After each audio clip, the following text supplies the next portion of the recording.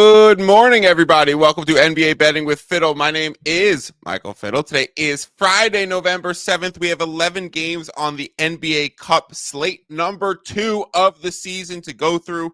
We are joined by professional poker player Drew Johnson. I will bring him in a minute. Before we get there, some quick housekeeping notes. 1, check out the free newsletter, fiddlespicks.substack.com. Sending 3 every week. You can know what to expect. Sunday, schedule quirks. Tuesday, actionable props. Thursday, actionable mains, sides, and totals. Last night, we sent out Houston Rockets at -2.5. Nice to come here to the show and see that at 3.5 or 4. So make sure you are signed up to fiddlespicks.substack.com. The newsletter is completely free, and you can get these bets, schedule spots, and props 3 times a week and know exactly what to expect. Second point of good news, shout out to our guy Ian, back on power with internet, back from the storm. He's flexing in the back of the booth. It was very nice to get Ian back. Of course, we missed him dearly last show. Drew filled in great back of house,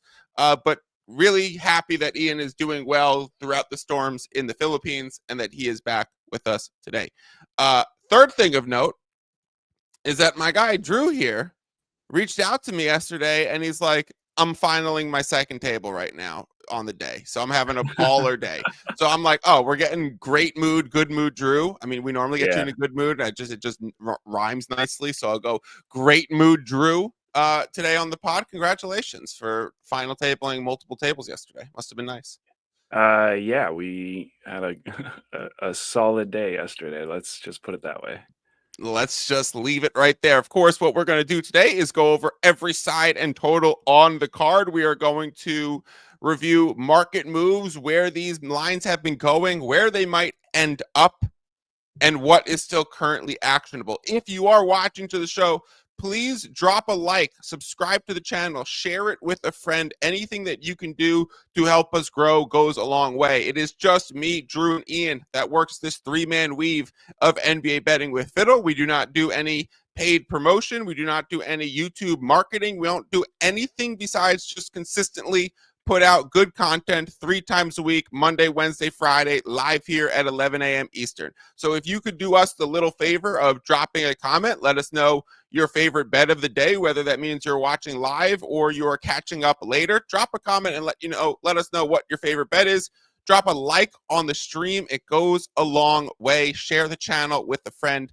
Divide and conquer is what I would say. Split up the amount of watching of the show with someone that you might talk NBA betting with, and then be like, I'm watching Monday. Can you watch Wednesday? And let us know what's actionable. Send it to me in a text. That way you always have the get down on it spots. Shout out Derek for saying the best content. Shout out Peasy for saying get down on it. And shout out Free Sauce for saying literally bopping, eating my bacon, egg, and cheese. Love the intro. Shit's a vibe. Yeah. Who's not bopping when Get Down on It is on? I'm bopping. Drew's bopping. Ian's bopping. And we don't mean that in the X-rated version of bopping. We just mean dancing. Okay, Drew, let's start talking about the slate. We do have 11 games to get through. Hopefully it takes us less than an hour. I'll shut the fuck up and just begin with the Cavaliers are at the Washington Wizards. A spread here at Cavs -13.5, a total that has ballooned to 241.5. Some clear movement in the over in this game. It is nice to see that the Cavaliers are getting healthy again. We had Darius Garland and Jared Allen return last game for the Cavaliers. Now we get probable DeAndre Hunter. Ian, thumbs up quickly in the back. Is Sam Merrill back as well? Yes, Sam Merrill back as well. So we have a damn near full Cavaliers team. They are missing Lonzo Ball, Dean Wade, and Bilal Coulibaly on the Wizards side. So if you're missing Lonzo and Dean Wade, those are also 2 pretty good defenders. If you're replacing Lonzo with more Sam Merrill minutes, if you're replacing Dean Wade, he's a good shooter too, but he's also a lengthy defender and often gets some impressive on-ball assignments with DeAndre Hunter, that's also going to be like slight leans towards over. So it makes sense that this line has moved so heavily up and towards the Cavaliers. Also, the Wizards are playing some of the fastest pace in the NBA. Last time I checked, they were number 2 in the NBA in pace, behind only the Miami Heat. And obviously, pace is a large dictator of totals pricing, totals movement. And so you want to be aware of pace, the statistic pace. You can find that available just on NBA.com, ESPN, pretty widely available information who's leading or low in pace. Drew, do you have any actionable angles for this game yourself? I'm still considering just playing at Cavs against the spread. Probably a little low, like a quarter unit or something like that. I just expect them to completely blow out this Wizards team tonight, especially in a cup game.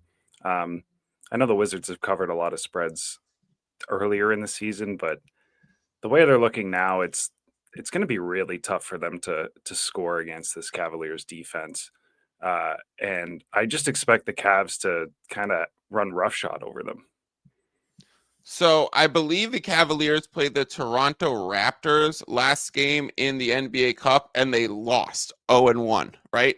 And they were lost that game by 11 points. So something that I'm going to do throughout the day today is call out what's happened so far in these teams' previous games along with their point differential. So I do think Drew makes a good point here. If they have any hope of wanting to get back in the NBA Cup race, they're going to need to win this game and probably cover, because they went minus 11 in their first game against Toronto, where we had a few late scratches. I think Donovan Mitchell was a late scratch for that game. So Toronto kind of wiped them off the floor. That was the first game Jarrett Allen missed with the finger injury. So Toronto wins outright by 11.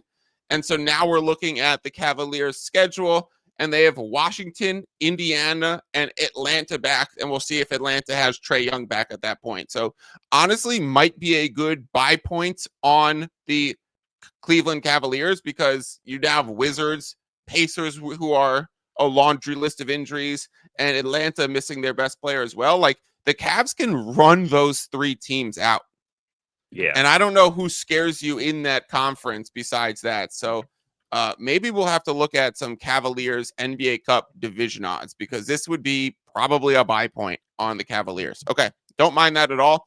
13.5 is the best available line. Let me find out where a minus 110 is at. It is at BetMGM. We have 14 showing up at Bookmaker, Drew, and Rivers just moved to 14. And so that's pretty much it right there. It does seem that the 13.5 is certainly shaded that way in the market. Bet online minus 115 on the minus 13.5, plus 13.5 is minus 105. So yeah, Cavs one directional. Cavs are nothing, and meaningful for them to win by margin in this game with a high total. The Boston Celtics are playing at the Orlando Magic. We have a Boston team that is 1-0 in the NBA Cup standing. They beat the Philadelphia 76ers by 1 point. I was all over that last game, having Boston Celtics plus 3.5, I think it was, and on the money line for that game, which was nice. It got sweaty. They were up 20, and then Philadelphia storms to a comeback. And I'm like, okay, Philly, chill the hell out.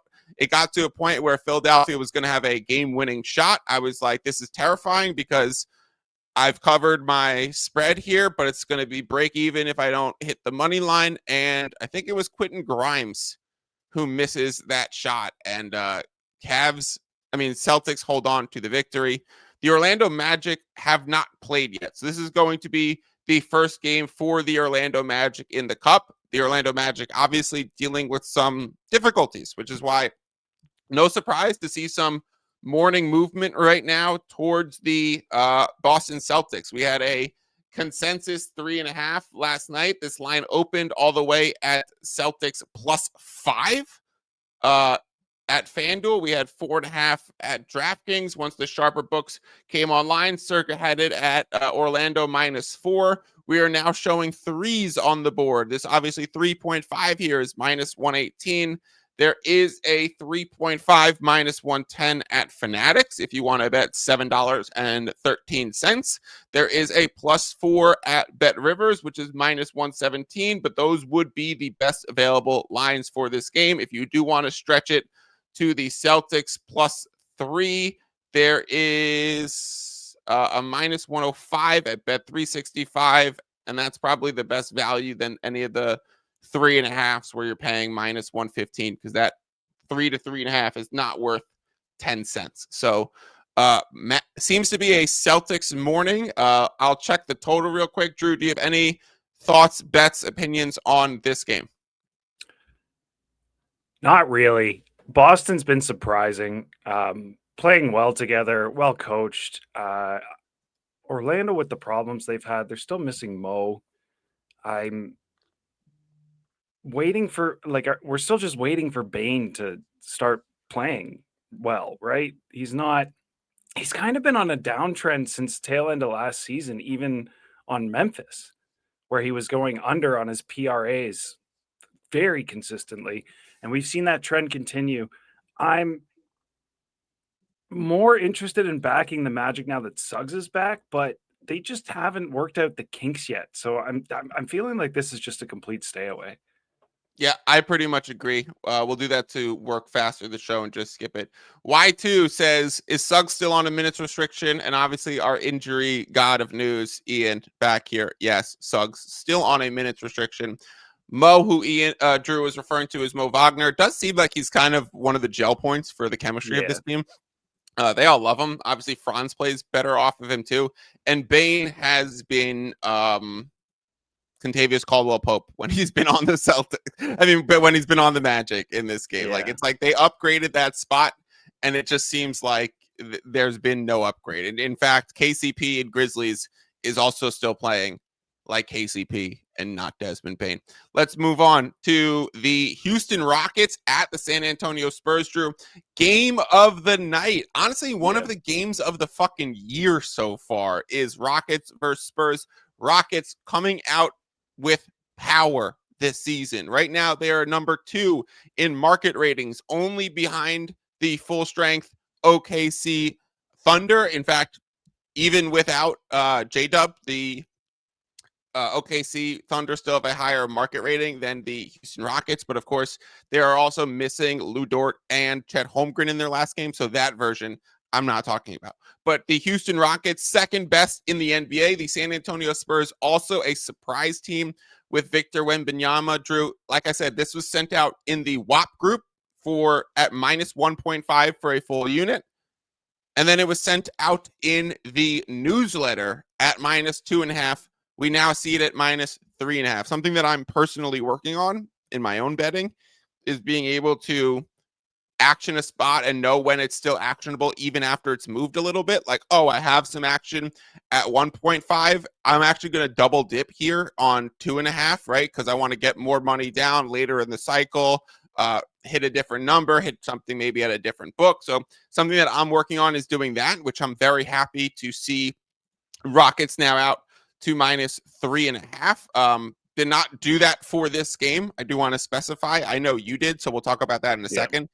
I didn't do that for this game because I did bet a full unit on Rockets minus 1.5, and then also put them in a parlay with Denver, which we will talk about in a little bit. So I did have my exposure down on Rockets that I wanted to, so happy there. What I do want to talk about before we get into whether this is currently still actionable, what I do want to talk about is why I think the Rockets are so matched up well to go against this Spurs team. And I know that you saw it because I was briefly mentioning it to you before we started the show. But the Lakers came out with this defense on Wemby that really impressed me. And what it was a lot of Rui Hachimura anytime he was outside of the paint. It was a lot of switching with even letting Luka, even letting Marcus Smart take their chances. Jake LaRavia have their shots at guarding Wemby when he's outside of the paint, being very quick to bring help over. So if he starts driving, we're going to have someone sliding in the back. It was often Smart who was sliding and trying to draw a charge, or it was Ayton who was sliding and trying to meet with some help defense against the rim. So that was really an interesting wrinkle. Hey, we're going to make Wemby try and be an elite decision maker and an elite passer, right? Two things that he's probably not shown the highest level of prowess. If there's going to be one way to stop him, turn him into a decision maker, a playmaker, and a passer, which I thought was a nice wrinkle. And then within that, if you have Laravia, Smart, Luka, Rui, all guarding him, whenever Wemby put the ball on the floor and started to dribble, they were trying to rip it from his pocket, and they did not mind if they were given a foul. They were like we looked at the end of the game, all of them had like 5 fouls. That game had over 80 free throws shot in it. They're like a normal NBA, and we've seen high free throws this season, and the average rate has been about 55 per game.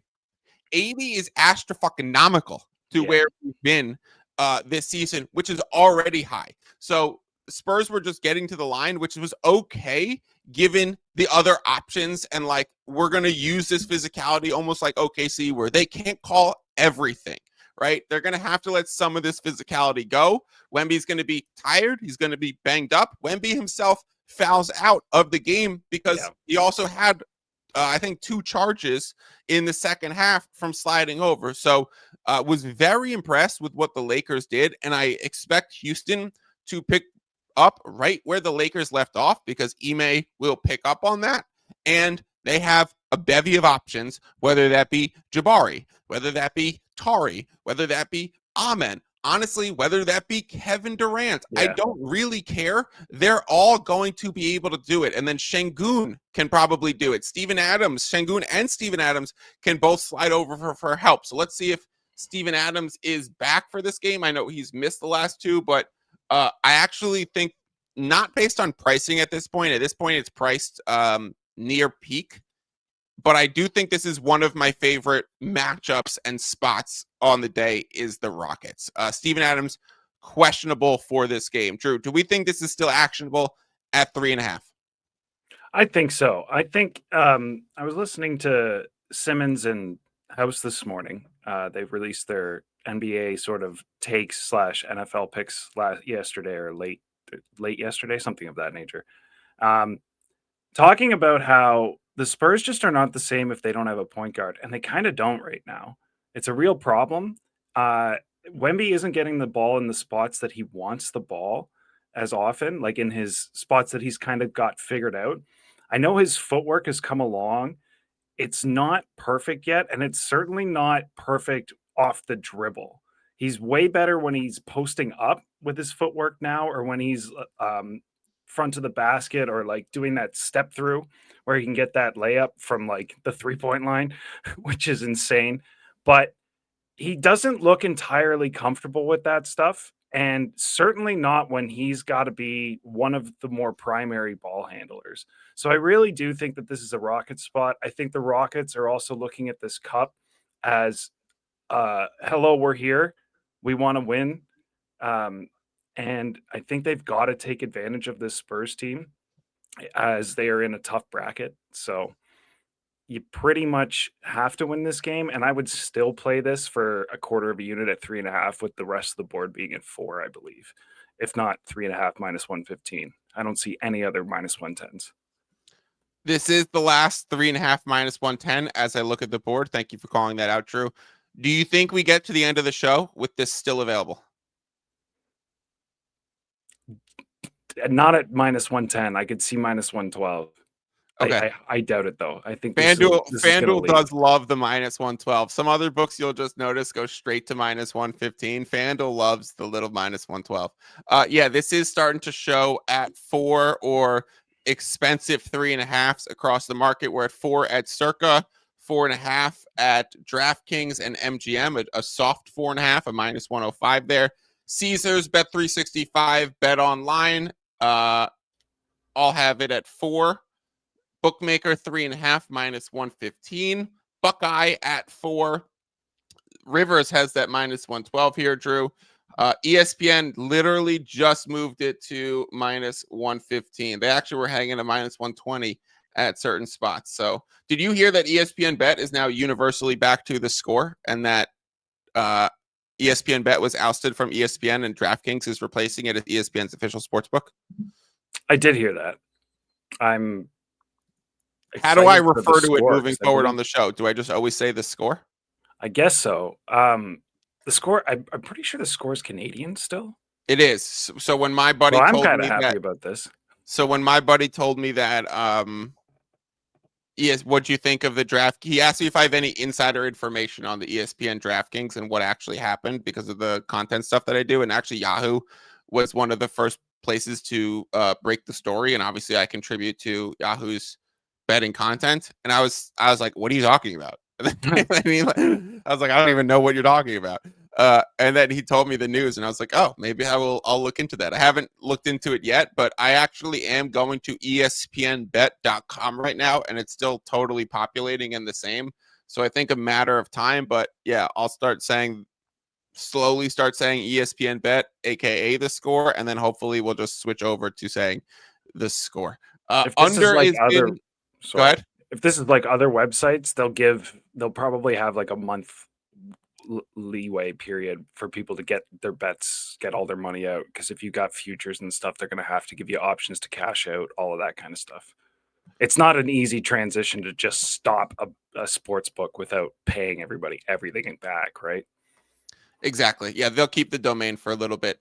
D Trip says thoughts on buying the minus 2.5 for minus 140. I'm going to be nice and say kindly don't do that. No. I can explain it with saying that the 25 cents, I will use 25 cents because we're seeing a lot of minus 115s on the board, and say the 25 cents that you're paying for moving from 3.5 to 2.5 is not worth it. No NBA line move is worth the full 10 cents. So you generally always do it if it's worth 5 cents and never do it if it's worth 10 cents. Sometimes you have those, oh, it's worth 6 or 7 cents here, or the money line is 5 cents different from the spread at minus 115 and like minus 1. So you could slide over in those cases. So 5 cents always worth it, 10 cents never worth it.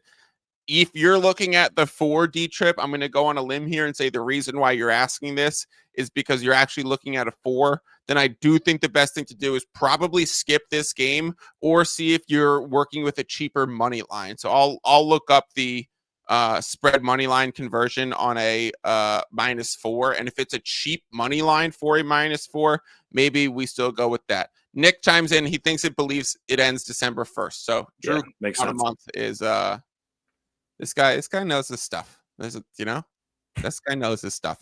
Which brings me to our next game, the Raptors and the Atlanta Hawks. Drew, while I look up the spread money line conversion, you want to tell me what you've seen market-wise in this game and what you think might be possibly actionable? So this went from Toronto being favored by -2, -1.5 is what we saw this open at, all the way out to Hawks were -2.5, -3 in some spots. We saw some -3, -105s. I really like this Hawks team without Trae Young. I think we've been saying this for the better part of a year. They are better without him, in my opinion. I think they've got enough ball handlers. I think they've got enough wing players to just shore up his lack of production, or the production that he would provide on offense. And he is a sieve on defense, always has been. And I just think with him out, they actually have a better defensive identity and pretty much the same offensive identity. So I am not surprised to see this move towards the Hawks. And I would still consider backing the Hawks right now. We're seeing this come back a bit. We had the +3s and the +2.5s for the Raptors. That's now back to minus or +2 in a lot of spots. I would still consider playing the Rockets at the -2, or even a Rockets money line. There's a couple available. You mean Hawks, right? Yes, sorry, Hawks. Toronto's looked good, but I just think that this Hawks team without Trey specifically matches up really well against them. So I'm pretty happy to have some Hawks tickets myself at the plus numbers. So Drew, I'm one of those people who's just like, the market is the backbone of not only my betting, but also my basketball opinions. Right. Right. So like, and I agree that might be smart or it might be dumb. Like, pick your poison. It is what it is. But because I'm so familiar with market, it dictates so many of my actual basketball opinions. I still think Trae Young is worth something to the Hawks and makes them a better team, simply because if he was active, this line was going to move. And so I'll go as far to say this: Trae Young was active for the Hawks opener to the season when the Toronto Raptors beat the Hawks on their home court to open the season. We were on that plus 6.5, plus 6, and plus 225 on the money line. Made us the NBA season start out quite nice. Trays were 3.2 in player values. So if we moved from, and I agree, you're shaking your head like, I don't know if that's true. I will go a step further. Is this either also a Raptors slight upgrade? I made the same mistake. Raptors slight upgrade, or is it a Trae Young slight downgrade? But we've gone from, I think that closing line was 5, or like even maybe 115 on the Raptors side, plus 5. So now if we're going 3.2, it should be lower than the 2, and yet the Hawks are 2 minus 2 and 2.5. So I think the number is right here. But I also think, like, factoring in that decision making into your process and that opinion processing is important to knowing how to bet this current number. Nothing for me, but you have some great positions on this game. I want to quickly go back up to Rockets Spurs, and I want to mention for our guy D-Trip that a money line at a -4 spread for this game, or for any NBA game, if you're looking at -4, -110s on both sides, you should have a money line at about 178 on the favorite. So -178. So if you're looking at like a -170 or better, maybe you could just play the money line and forego playing the spread or buying points. So that's how I would play it. And if you're just looking at a -180 on the money line, then probably just play nothing and enjoy watching the game, because it's going to be a great one. Okay. Also, Ian chimed in with some breaking news. Kayshawn George downgraded to questionable Friday. That just moved the Cavs line. So Drew, if you were mentioning you wanted to potentially action at 13.5, I did actually already. Okay, good, because it's now 14 -112 here at FanDuel. Like we said, FanDuel loves their -112s.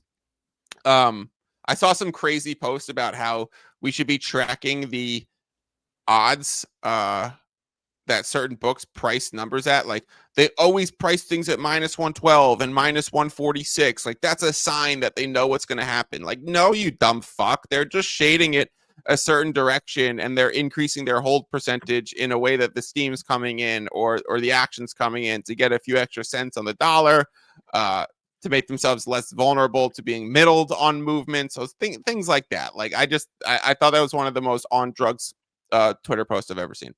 I was like, pass the mushrooms. Okay. We'll go to the Detroit Pistons at the Brooklyn Nets. We had a comment in the chat regarding some props for this game. We'll get to that in a second.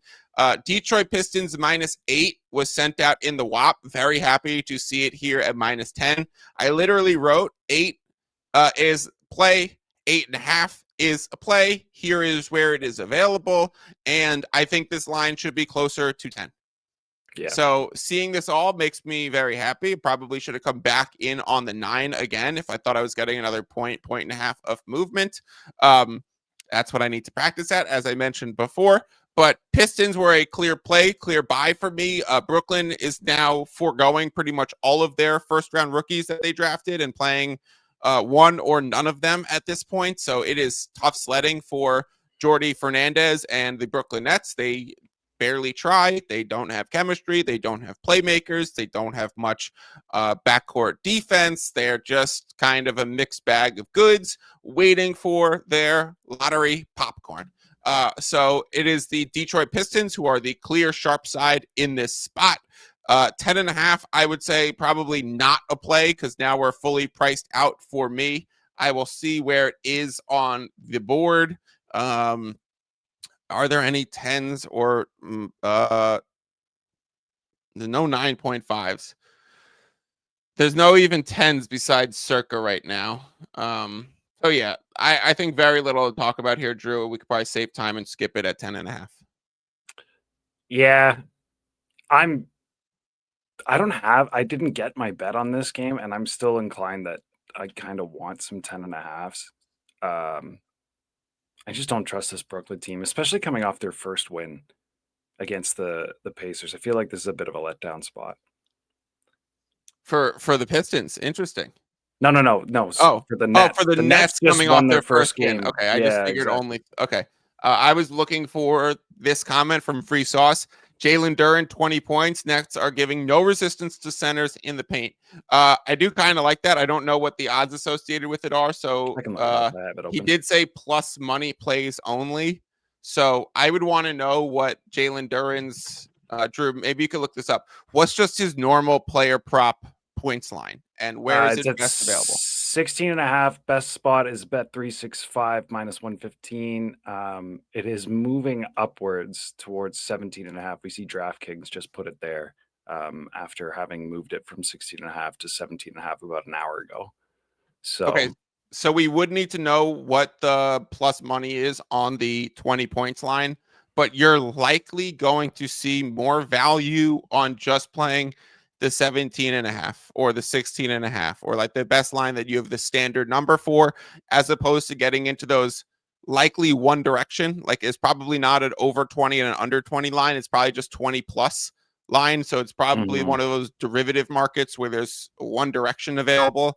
I don't love doing that stuff as much. I do like the Duren look in this spot. He had, I think, 18 and 10 at halftime of last game. So yeah, he's a focal point and menace around the rim. So I do like the Duren spot in this game. He's playing fantastic. Mickey says plus 172 for Duren. What was the 17.5 line? minus 108, 16.5 minus 115 at 365, but you might not be able to get volume in there. Based on my very quick mental math, it's pretty close, but I would still prefer the standard line. Okay. Yeah, me too. Let's keep this train moving. We have the Chicago Bulls. Drew, I have one thing that I definitely wanted to say for you to you for this game. The Chicago Bulls at the Milwaukee Bucks, a spread here at Bulls -4, a total at 240.5.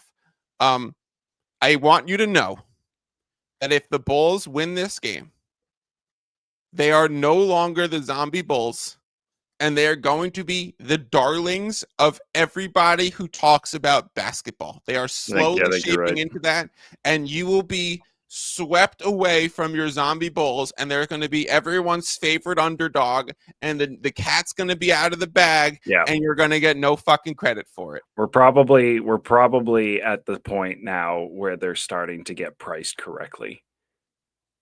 You say that, and I was going to say I had this line at Bulls 3.7. And so therefore I played the plus 4.5, and I think it was a plus 160 on the money line in this game.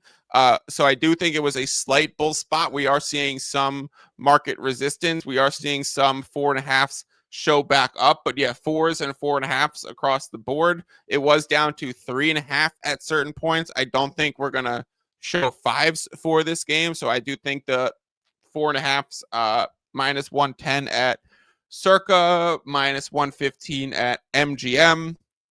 That's going to be the best line. That would be, when we talked about earlier, some of these spots are worth the 7 points. That is a better line than this minus 108. And that's pretty much it when I look across the board. If you have the 4.5 minus 115, I think that is still actionable.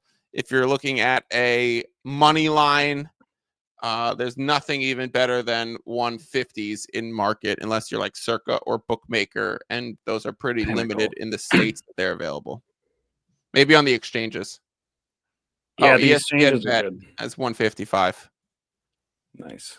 Are you going to be annoyed when the Bulls are mainstream and, no one, Zach Lowe's on his podcast and he's like, I bet the over on this team, but I don't actually bet. I just picked that on Simmons' podcast, and but I really like the Bulls, and they're great, and no one's going to give you credit. Like Lowe should probably be saying that guy Drew Johnson on NBA betting with Fiddle, and last year when it was the advantage, was fucking nailing the Bulls as the zombie Bulls. He was on their win total. He thought they were all going to take a step forward, and here we have the triple double machine. Josh Giddey. Are you gonna be pissed off when they're mainstream? No. I think it's slowly but surely been coming to that, and people who watch have taken notice of at what they are. What are they now since like the trade deadline of last season? They got to be like 28-10 or something like that. Like this is no longer a team that should be under the radar. It's only under the radar because they don't have a big name on their squad, and Giddey and Buzelas are starting to become bigger names. I think that's a great point. Ian, can you look up what the Bulls record from the All-Star game? Is that what you said? All-Star game last year? Trade deadline of last year. They traded away players and got better. Okay. I will say the Bulls are 1-0 in the NBA Cup right now. They already beat the Knicks. That was when they played the Knicks in back-to-back games, one in Chicago, one in New York. Home teams won both, but the one in Chicago where the Bulls won by 10 points was the Cup one. So the other one didn't count for Cup. That one did. Milwaukee Bucks on the other side of that, because we do have a great comment about Giannis in NBA Cup mode. So the Bucks have an amazing Cup schedule right now. This is their first game, and they're home against Chicago. Then they're home against Charlotte. Then they get Miami, but Miami is a 3 games in 4 nights spot for them. And then they're at the New York Knicks. So their hardest game is the final one of the Cup breakdown. And so John says, I'm scared of NBA Cup try-hard Giannis. I personally feel like I'm in slightly of a win-win because I do have a Giannis MVP NBA Cup at like 35-1 because I thought it was one of the most ridiculous prices. Right. We do have that. So either the Bulls win or I gain a lot of equity. It's kind of like it's one of those bullshit indirect hedges that I generally don't like, but here we are, where I think I have good numbers on Bulls. So let's hope that Bulls lose by 2, Drew. Let's lose by 1, 2, 3, or 4 because I have a plus 4.5. Okay. So we'll move on. Ian will hit us in the comments with that. I did say I looked at this total and I was like, oh, I'm going to like the over in this spot. I guess when I saw the game matchup, my first line was process was like, damn, what's the over? The Bucks are shooting so many threes. The Bulls are playing so fast. And it was like 242. And I was like, oh, that's priced out. I probably even like the under. And I looked at the model pricing and I was like, let me pull it back up so I make sure I have it completely right for this spot. November 7th, Bulls at Bucks. Yeah, it was 238.5. So I was like, okay, can't play it. But there was clearly a shade of over movement in the initial pricing, and it's actually coming down. So I like to see it directionally correlated with where I had the number. The Utah Jazz are playing at the Minnesota Timberwolves. It is a Jazz plus 12. The Jazz got some sad news that Walker Kessler is going to be out for the year. That sucks for the Jazz. He was playing fantastic. We were shouting it out here on the show saying Danny Ainge is finally going to get his 2 first-round picks for Walker Kessler in this game. The Wolves, they know how to beat up on bad teams, and they know how to not beat any good teams. So we are seeing this line shade back towards Jazz. It was 14.5 at open. Of course, we did have Anthony Edwards return for the previous game of the Timberwolves where they got smoked by the Knicks in the second half. It was close for the first half, and then it just blew out. So we have Anthony Edwards questionable, Terrence Shannon Jr. questionable. Shannon missed last game. We'll see if he's back. I do expect Anthony Edwards to play. It has been Jazz movement on the board. I will check the total. Drew, any thoughts, bets, or is this a quick moving game that we should skip? I would skip this one. Don't trust Minnesota. Don't trust Utah. Don't trust the over-under. I think is set pretty much bang on. Just a skip. Okay. I wouldn't be watching this one either, to be honest with you. There's better games tonight. Do not bet it. Do not watch it. This is the Minnesota Timberwolves' first cup game. Then they have Sacramento, as Sacramento is a 3 games in 4 nights. And then they're at Phoenix. So they have some 3 pretty easy cup games to start their 4-game cup bracket. And then they finally go at OKC. So is this a buy point on Timberwolves in their group stage and then potentially hedging it later if you want? You can. Maybe it's better to just play them each as straights. The Utah Jazz are 0-1 and -22 in the cup so far. So yeah, they have no chance. they're already gone. Okay. I would rather just put my money on OKC to come out of that one personally. Yeah, and we have OKC futures Yeah. in the full we have plus tournament. 400, yeah. So it's just like I don't want to get into the playing another team to win their group because then you're already betting off value. Yeah, you're just betting against yourself at this point. No. Exactly. Okay. The Dallas Mavericks are playing at the Memphis Grizzlies. Drew, this is 2 teams that are struggling right now. Klay Thompson shot the ball backwards last game. I don't know if you saw that clip. I did not. Ian, are you able to pull the clip of Klay Thompson shooting the ball backwards? Are we going to get flagged for YouTube violations for showing it? Probably. Drew, I'll just show it. Ian, don't worry about it. Drew, I'll show it to you after the show. All right, cheers. Klay Thompson gets the ball and he goes to shoot, and it literally comes off of his fingers but goes backwards into the crowd. Yeah, it was bizarre. It was like, this guy's fully washed. He's fully cooked. Klay Thompson has the single worst plus minus in the NBA this season. That's terrible. John says, I'm a Mavs fan. That was so sad. Yeah, it sucks. Cooper Flag is number 2 in that list, and they just lost to the Pelicans in their last game. Memphis Grizzlies, you can't say much good things about either. Memphis Grizzlies, losers of now 4 straight, I believe, including the last 2 against the Thompson twins on their home court. It was the Pistons and Asar covering the spread, making Ja look terrible. And then it was the Rockets and Amen covering the spread on the Grizzlies home court, making them look terrible. So just like the Grizzlies are reeling. But I will say one thing. If anything, I'm going to say this is more a buy spot for the Grizzlies. Yeah. Do you know the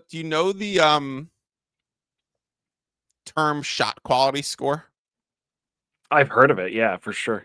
So it's where, to explain it to the listeners, it's where you add up where each team shot the ball and say if X player, so let's just use Ja Morant, got this shot on average with the defender this far away and given his percentages career long, what is the value of that shot? So say he shoots a 3-pointer and it's with that amount of lineup, it is a 33% chance to make it. That is +1 to your shot quality score because it is 33% of a 3-pointer, right? So you add 1 to your shot quality score. So at each shot that the team takes, it is, okay, this guy's an 80% free throw shooter and he's shooting a free throw. We're going to add 0.8 to their shot quality score. Yeah, right? Makes sense. The Grizzlies actually beat the Rockets in shot quality despite losing by 15 and being down double digits the whole game. So they were actually getting good looks. And that was one of the surprising things because I watched the game and I'm like, the Rockets are smoking them right now. But then you come back on it and you're like, wait a second. Like maybe the Grizzlies aren't as bad as what we're seeing. And this might actually be the buy point on the Grizzlies. Personally, I have not been able to get there. We are seeing market movement towards Grizzlies at 3.5. That's moved to 4.5 here at FanDuel. Circa had it opened at 4.5 the whole time. Let's check Bookmaker, which has this at Memphis -4. They've had it at 4 the whole time, but have brought out the VIG to be more expensive on the Memphis side. So there's all 4.5s everywhere where I have outs and places to bet. There's no 4s available for me, but I think it's, maybe an exchange. There's one at Pinnacle -110 for the Memphis -4. Yeah, you're in Canada, so you can get that. You might Is want that not available anywhere else, really? No, that actually you actually might want to get that. I'm getting it now. Shut the fuck up, Mike. I'm getting it. That's why I know, because I'm getting it. Okay, well, while you get it, I will mention that I saw Ian drop the comment. Bulls were 17-13 post trade deadline last season, and then what have they started this season? Like 5-2, 6-2, 6-1, I think. Oh, 6-1, even better. So they're 23-14. They're in first place. They're 23-14, Drew. Yeah, they're like that's like a 70% win clip. Yeah, that's a 3 seed at worst. It's probably a 2 seed in the East at that rate. John, our Mavs fan, says Mavs have the worst offense in modern NBA history. That is a actual fact. Keelan says he's going to be looking for PJ Washington over 26.5 points and rebounds. Keelan, just drop in the VIG associated with that, and we could do some quick looking up of that and some market checking and movement checking and see if you have a good price available. It seems like he's going to be looking at it, so probably hasn't bet it yet. So Keelan, drop in the VIG associated with going to be looking at PJ Washington over 26.5 PR. Mickey says Mavs T total under 114.5. It does seem like John would support that. Memphis is starting to play slower than they did last season because they're running way more pick and roll offense. So I'll say that. Like, it's probably not a bad look in this spot. Okay, we will move on. Grizzlies are nothing for me. The Charlotte Hornets are playing the Miami Heat. Drew, we have Bam Adebayo out, and we have LaMelo Ball questionable, but based on pricing, I would say 40% chance of playing. Do you want to talk about Hornets Heat, or do you want to just skip this because it is completely hinged on LaMelo's availability in terms of line movement? The only thing I like is the over. I know the market is hesitating. It started related to LaMelo too. Yeah, for sure. Exactly. But the way both these teams play, the lack of defense from the Hornets, the pace of both teams, I just think this is going to be like a 250, 260 game. Yeah, I could see it. Did you hear about Eric Spoelstra? His house burnt down in Miami yesterday. Ouch. That sucks. I'm sorry to hear that. Hopefully everybody's okay. Hopefully he no injuries. Everyone is okay. No injuries. Everyone's okay. I hope he had insurance. I assume he did. I'm sure he did, or he's fine otherwise because he's got millions and not millions and millions, but millions. And millions. The Golden State Warriors are at the Denver Nuggets for this game. We have a Nuggets -10. We've gotten Steph Curry out. We've gotten Jimmy Butler questionable for this game. I would wonder where the Draymond Green news comes in. He also missed last game, so I will pull up the injury report real quick. Probable for Draymond, but out Steph and questionable Jimmy. Jimmy's dealing with a back injury. Steph is dealing with just a sickness that apparently got worse after he missed the Kings game. His illness worsened, according to Anthony Slater. So Steph not going to be available. We'll see how that determines pricing in the future with their games, if we're getting word that he's getting better or still going to be missing some time, because it seems like he's got some bad sinus infection. Steph's got a sinus infection. We have Nuggets home court. No Steph Curry. The revenge game narrative Nuggets, because Aaron Gordon's 50 piece with 10 3-pointers was hijacked by Steph Curry making a ridiculous long ball, sending that game to overtime, and then the Warriors winning in overtime. That was one of the best games of the year so far. Loved it. I was actually on the Warriors on a great price there.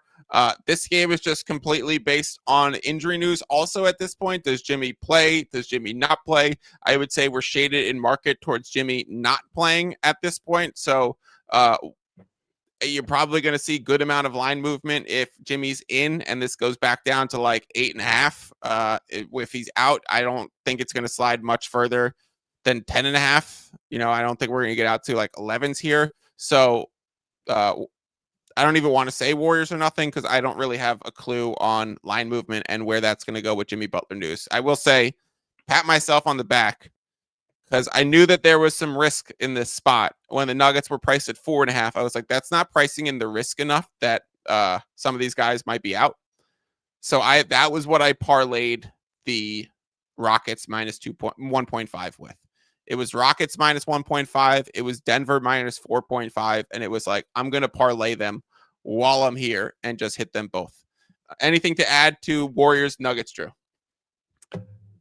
No. Maybe an over at this point. I know that the total has gone from 235.5 on the news all the way down to 228. So I think I have an under at 235.5, which is awesome. I'm inclined to play back the over at double. I just think these teams both play with pace. I know the Warriors, even without their guys, are probably still going to be able to score somewhat well against this Nuggets team. I don't think the Nuggets play a defense-first philosophy at this point with how old everybody is. And I know Jokic is a little slower on the defensive end currently. He might play. He looks like he's starting to play himself into shape. Shout out to you for saying that a couple of days ago. I was right on the ball with this guy looks fat when it came into the season, and now this guy started to look skinnier. Okay, that does it for the games. Let's go through the comments real quick. Curious what your numbers have for Bam's value towards a spread. Let me look that up right now. We are talking about Bam Adebayo on the Miami Heat. He is 25th in the NBA at 2.6 points against the spread. 1/10 of a point above Karl Anthony Towns. Go ahead. How is he less valuable to a spread than Trae Young is? What are we talking about here? The Miami infrastructure, maybe team philosophy. I don't know. Atlanta Hawks is. I think that's a very fair point. Preseason numbers had Trae 3.2. That's so nuts to me. He's worth like 1.8. Fair. I can't quibble with it. John, NBA Cup point differential is a factor, right? Does that mean game totals will go up since teams are trying to score in a blowout and losing teams will keep fouling to lower the point differential? No, I believe last game we started the show with saying last season overs were like 34 and 28 on closing lines in NBA Cup games. So you could say that's slightly profitable towards, and like that actually is, like if you're 34 and 28 on over and over and over and over again on every like 55, 60 bets or whatever that is, 62 bets. You're doing pretty well. You're doing well, for sure. I will say night 1 of NBA Cup this year was like all unders. Yeah. So I would think if we combined and now we're getting to like a reasonable, not even a reasonable sample size worth drawing conclusions from. Like that's why I think NBA Cup stuff actually still has some edges to be found, because we don't have sample size even enough for 2 seasons of this stuff and 4 cup games for each team. Like that means, what is there, 60 NBA Cup games because 4 per team and then 2 teams in a matchup. So it's just like, that's nothing. We don't have much at all of data to work with. So I'm going to go ahead and say there's not too many conclusions that we could draw from it. And I wouldn't just assume the over, and I would assume the books are pricing things into this pretty well. There was a good comment from the coach of the Chicago Bears, Ben Johnson. I don't think you're allowed to be gambling or focused on NBA gambling. You have the New York Giants in a bad weather spot coming up in a few days. But Ben Johnson, when I do a basic total projection of taking a team's offensive rating and defensive rating and multiplying pace as a decimal, it's a really good thought process going on. What am I missing that would help give me a sharper number? So I'll go ahead and say some things off the bat. I'm not going to go too deep into this, but I'll just say some things off the bat is injuries, right? So how many games has star player played? What is star player worth? What is the current injury report projecting? How do those things shade totals as well? So injuries is going to be one adjustment. So if you look at the Cavaliers right now, They had Donovan miss some games. They had Jared Allen miss some games. I mean, Jared Allen, debatable on his impact on a total. They had Garland miss a bunch of games. They had Sam Merrill miss a bunch of games. So now those guys are playing. So if we're taking their offensive rating, Strus hasn't played at all. So when he comes back, that'll be another factor.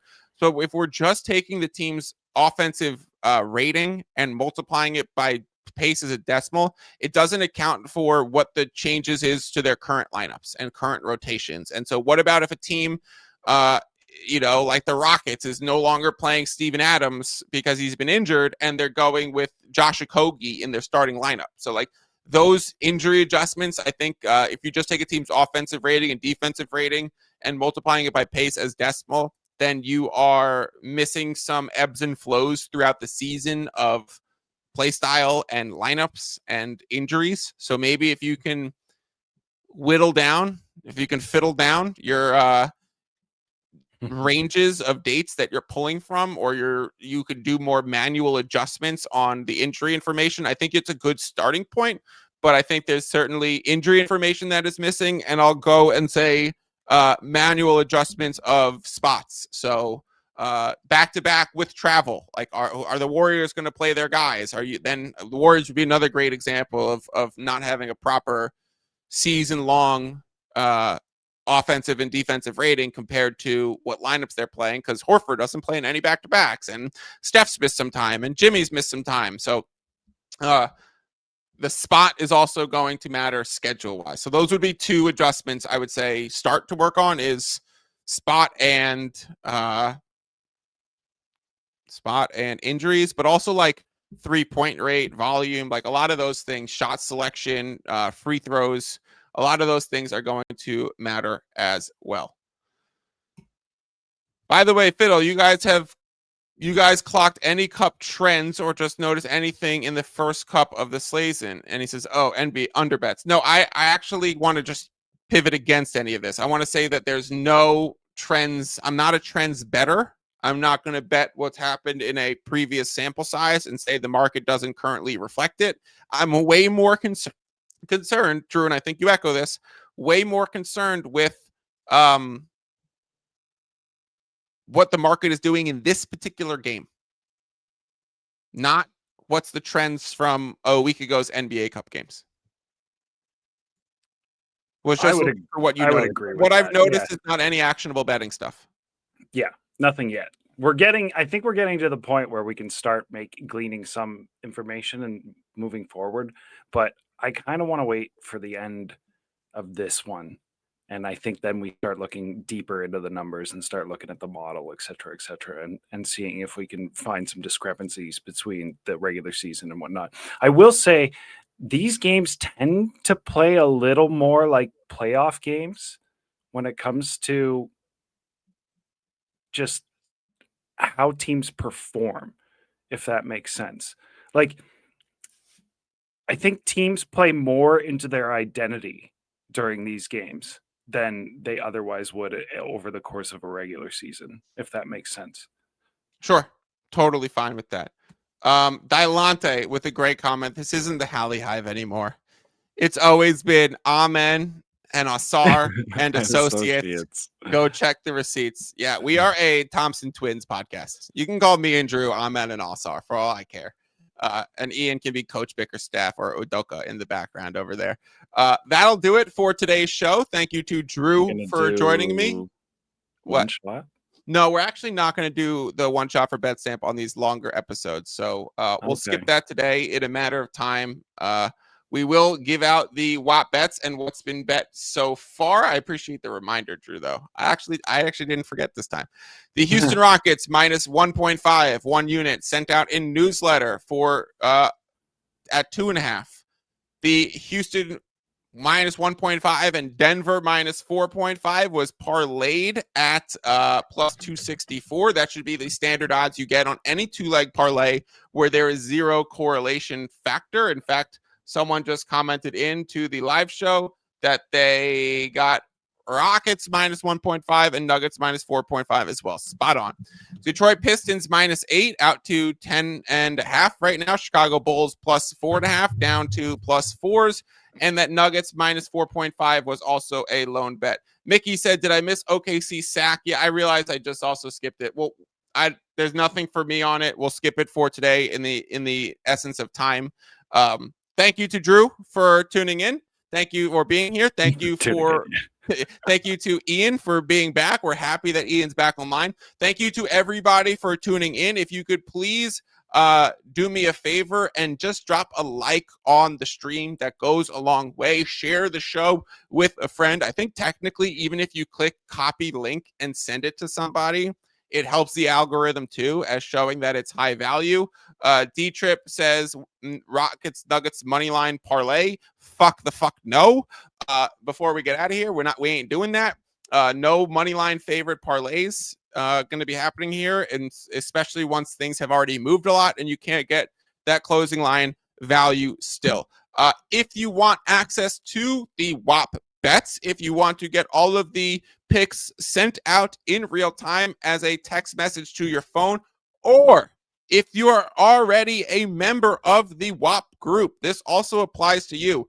It means a lot to us that you are watching the stream for an hour long on a Friday. And so we appreciate you for being here. So whether you're already in the group, simply message me, or whether you made it this far, you can use and are thinking about signing up, you can use promo code end of the show, all one word, end of the show, and get 50% off the monthly options. There's a 1 month and there's a 4 month. You can get 50% off either of those using that promo code and coming to join us for what should be an exciting rest of the NBA season.